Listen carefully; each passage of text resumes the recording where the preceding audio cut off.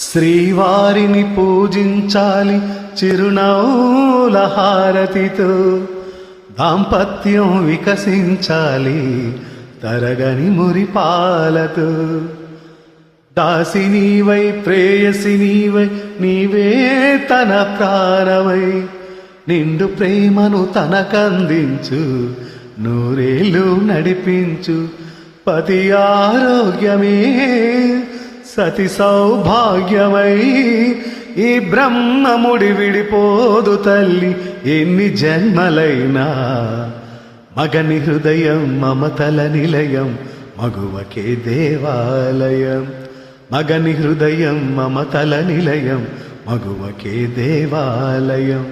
తెంచుకుంటే తెగిపోతుందా దేవుడు వేసిన బంధం.